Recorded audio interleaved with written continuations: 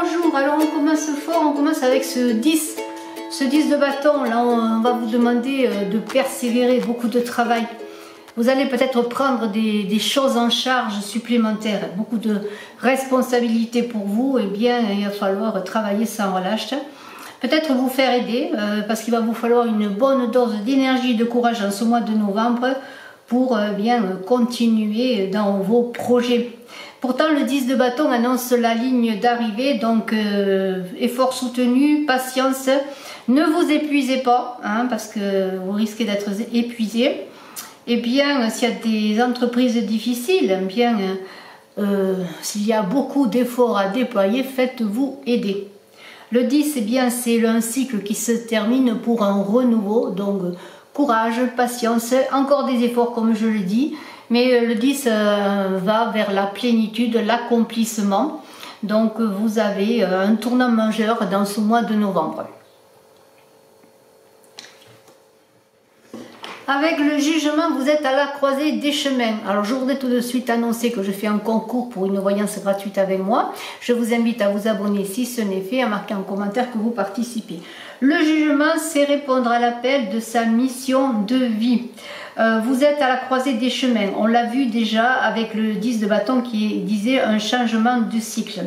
Il y aura des choix déterminants qui ont un impact significatif à long terme. Donc c'est un mois à faire les bons choix, se laisser porter par le courant, ne pas aller à contre-courant et accepter bien un mois, peut-être un mois de prise de position. Un mois aussi qui vous appelle au pardon avec cet arcane du jugement pour vous, pour les autres.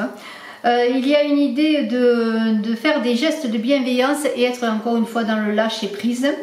Le jugement renvoie à la notion de rendre un jugement, la notion de justice, peut-être pour vous, Scorpion, en ce mois de novembre, des affaires de justice, en tout cas des choses déterminantes qui auront un impact majeur pour votre avenir.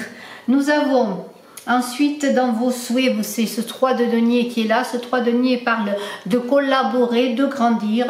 Vous avez besoin de montrer vos compétences et vous les montrez. Vous êtes à l'égal des maîtres. Vous avez atteint un certain sommet de votre art, je dirais. Il y a des reconnaissances. Et on vous dit avec ce 3 de denier, et c'est votre souhait, et bien de pouvoir compter sur les autres, de pouvoir collaborer. Hein. Il y a un grand potentiel de créativité. Nous avons au cœur du tirage le diable qui parle de tentation, bien sûr, le diable, mais il y a aussi l'idée de dépendance, de briser ses chaînes.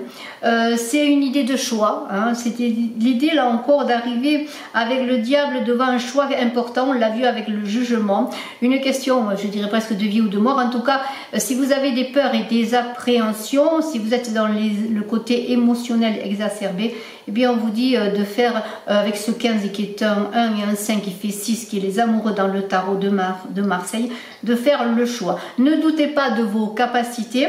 Nous avons aussi l'idée de soutien avec ce 15 qui est la 15e lettre de l'alphabet samek hébraïque, de l'ouverture aussi pour sortir d'une certaine dépendance. Il y a des schémas toxiques dont il faudra se libérer, une vie peut-être chaotique voire toxique sur certains aspects de votre vie, peut-être sur le plan sentimental. Il y a une question de libération.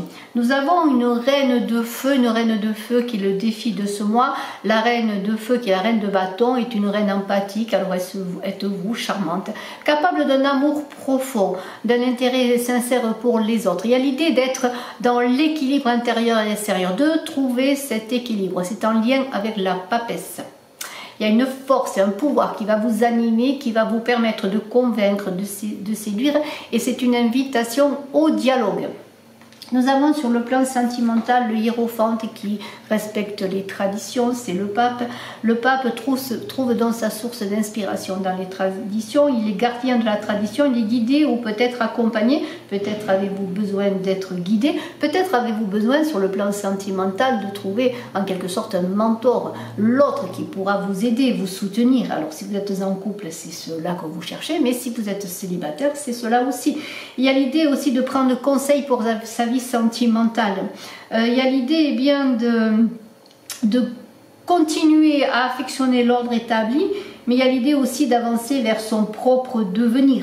Hein. Il y a un respect aussi des traditions, le mariage, la communauté, la famille, vous voyez, tout ce qui touche à cela avec le pape. Voilà, vous voulez cela, vous voulez une sécurité familiale. Il y a aussi, enfin, sur le 4 de coupe, sur votre plan professionnel, le 4 de coupe, il y a beaucoup de mécontentement, de réflexion, vous êtes en questionnement, peut-être un peu d'apathie.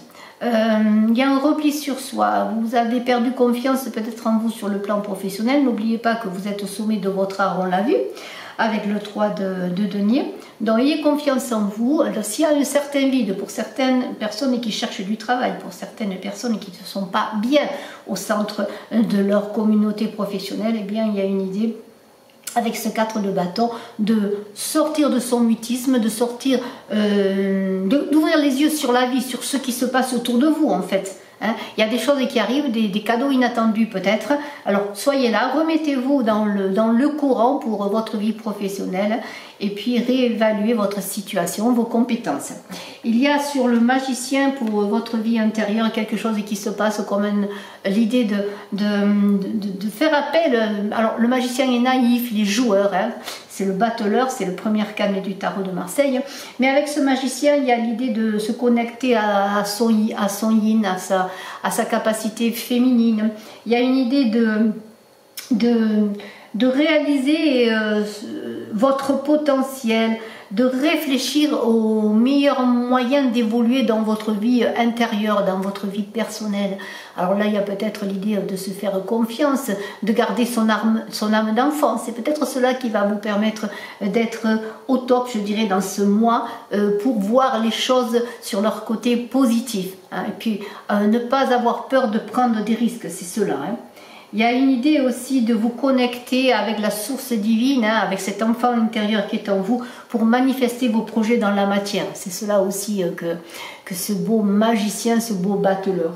Enfin, on a un 7 de feu, 7 de bâton, donc en fin de tirage, qui dit qu'il va falloir vous positionner, vous réaffirmer, vous affirmer, vous défendre aussi peut-être dans ce mois de novembre, vous Scorpions. Excusez-moi, j'ai fait tomber la carte.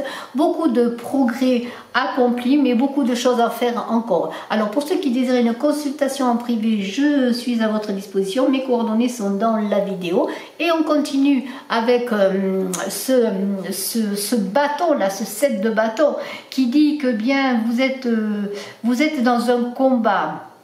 Un combat où vous êtes peut-être en mauvaise position en fin de mois et un combat où on cherche à vous déloger. Alors peut-être sur le plan du travail, sur le plan sentimental.